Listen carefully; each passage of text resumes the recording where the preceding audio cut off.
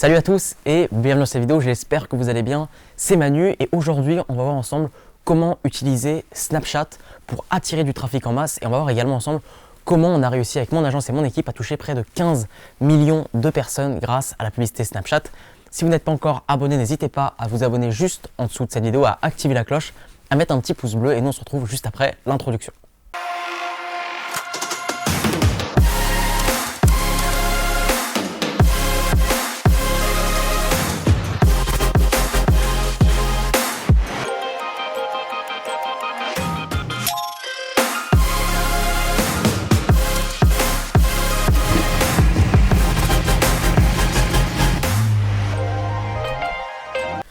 Alors aujourd'hui, vidéo du coup dédiée à Snapchat. Vous avez été nombreux à me demander que je fasse une vidéo un petit peu dédiée à ça pour que j'explique rapidement du coup le fonctionnement de la publicité sur Snapchat. Peut-être que je vous partage également quelques stratégies et quelques résultats. Alors du coup, nous on utilise la publicité Snapchat depuis à peu près 6 mois. On a mis en place donc plusieurs campagnes, plusieurs tests. Et en fait, c'est un client qui est venu nous voir et qui cherchait tout simplement à vendre un produit généraliste. Un produit généraliste et du coup son objectif, et c'est notre objectif, c'est ce qu'on s'est fixé comme objectif, c'est de faire un retour sur investissement de 4. Ça veut dire qu'on voulait simplement mettre, on avait un budget de 10 000 euros, on voulait mettre 10 000 euros et générer du coup, notre objectif c'était générer 40 000 euros de vente. Et du coup, ce qui s'est passé, c'est qu'on a mis en place cette campagne et on a bien dépassé l'objectif puisqu'on a fait un ROI de 7, ça veut dire qu'avec les 10 000 euros de budget, on a réussi tout simplement à générer 70 000 euros de vente. Comme vous le savez probablement, du coup, je partage pas mal de stratégies sur Facebook, la publicité Facebook. Et justement, contrairement à Facebook, c'est quelque chose de complètement différent. On va voir ça ensemble dans cette vidéo. Mais Facebook, du coup, a énormément de données sur les personnes. Il a accès, du coup, à toutes les pages que vous aimez, aux amis que vous avez, aux publications que vous aimez, même aux applications que vous téléchargez, etc. Donc, Facebook a énormément de données et Snapchat, justement, n'a pas autant de données sur ses utilisateurs. Et justement, il y a un petit piège justement sur Snapchat et on s'est fait avoir au début. Et c'est vraiment ce que je voulais vous transmettre dans cette vidéo, c'est que Snapchat du coup propose énormément de ciblage. C'est-à-dire que vous pouvez aller cibler les personnes justement qui aiment le sport, qui aiment la musique, etc. Mais étant donné que Snapchat n'a pas autant de données que Facebook, justement le ciblage va être beaucoup moins pertinent sur Snapchat que sur Facebook. Du coup, qu'est-ce qu'on fait nous avec l'agence? C'est ce que je vous conseille de faire si vous faites de la publicité sur Snapchat, c'est tout simplement d'utiliser des critères de ciblage, mais des critères assez larges. À savoir le sexe de la personne, ça du coup forcément Snapchat le sait puisque quand vous inscrivez, vous donnez votre sexe. Donc est-ce que vous êtes plus sur les femmes ou sur les hommes, votre cible? Un critère d'âge également, il faut savoir que Snapchat du coup c'est vraiment une communauté assez jeune, donc c'est entre 13 et à peu près 25 ans du coup la communauté sur Snapchat. Et du coup je vous invite fortement du coup à exclure, si vous vendez des produits ou des services, forcément les personnes entre 13 et 18 ans parce que c'est des personnes qui n'ont pas de budget, qui n'ont pas de carte bancaire. Donc forcément je vous invite à mettre un filtre au niveau de l'âge, du sexe.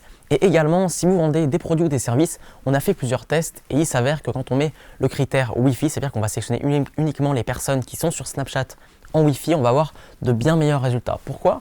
Tout simplement parce que les personnes qui sont sur Snapchat, vous le voyez probablement, c'est souvent dehors, c'est souvent dans le métro, dans la rue, en cours, etc. Et les personnes qui utilisent du coup Snapchat en données mobiles sont beaucoup moins amènes à aller acheter un produit et à aller voir votre site internet que les personnes qui sont connectées en Wi-Fi. Donc je vous invite fortement à sélectionner les personnes qui sont connectées en Wi-Fi du coup. Donc ça ferait 3 critères à mettre en place: le sexe de votre audience, ou alors pas de sexe si jamais vous adressez à tout le monde. L'âge c'est très important et également le 3e critère qui est simplement la connexion en Wi-Fi. Justement au niveau des autres ciblages, moi je vous conseille vraiment de mettre 0 ciblage puisque comme je vous l'ai dit, ces ciblages ne sont pas pertinents.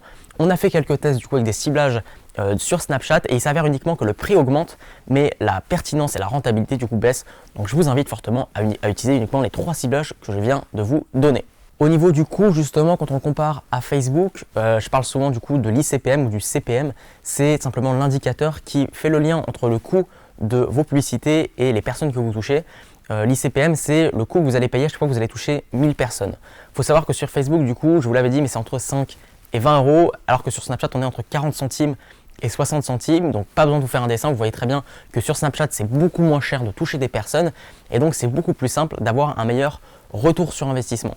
Donc voilà, déjà ça c'est vraiment le premier avantage. Le deuxième avantage, ça va être tout simplement l'effet swipe up. Donc ça pareil, j'en ai parlé rapidement dans une autre vidéo, mais l'effet swipe up c'est quelque chose de très puissant. On va avoir énormément de personnes qui vont swiper, donc beaucoup plus de trafic, ce qui va vous permettre de récolter beaucoup plus de données et pourquoi pas derrière mettre en place une stratégie un petit peu plus globale, un petit peu plus multicanal. Donc ça également j'en parle un petit peu, mais tout simplement récolter toutes ces données là pour derrière retargeter ces personnes notamment sur Facebook, Instagram ou sur d'autres vecteurs de trafic. Le troisième avantage du coup avec Snapchat, c'est tout simplement que la concurrence est très faible. Et comme vous le savez probablement, du coup, tous les coûts publicitaires, quel que soit ce que vous utilisez, même si vous êtes avec des agences, même quand vous allez voir des influenceurs, c'est toujours la même logique.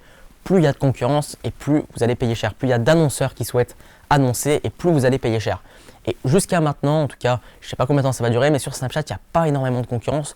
Donc je vous invite fortement à essayer de mettre en place une campagne sur Snapchat, surtout du coup si vos produits peuvent toucher un petit peu tout le monde. Au niveau des inconvénients, par contre, il y en a quelques-uns. C'est pour ça que je voulais vraiment vous les donner dans cette vidéo. C'est déjà le budget.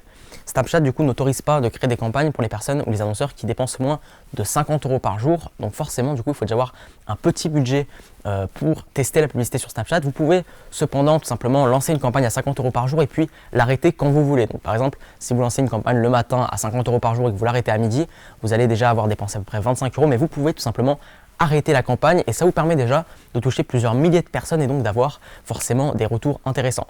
Il faut savoir du coup qu'avec 50 €, si on regarde à 50 centimes coût par 1000, on peut toucher presque 20 000 personnes. Donc déjà, vous avez une très bonne vision et vous avez déjà de très bons retours une fois que vous avez lancé tout simplement vos campagnes. Et le dernier point du coup de cette vidéo, c'est également le fait qu'on va prendre 100% de l'écran, et ça vous le savez probablement, mais du coup toutes les publicités sur Snapchat, ça prend 100% de l'écran, donc vous avez un impact beaucoup plus fort auprès de votre audience. Et au niveau du format, ce qui marche le mieux du coup, c'est tout simplement les formats story. Donc si vous vendez typiquement un service, si vous vendez une formation, si vous voulez apporter du trafic sur votre chaîne YouTube, etc., c'est très intéressant de faire une publicité sur Snapchat en mode story, comme si vous faisiez une story normalement donc sur Instagram ou sur Snapchat.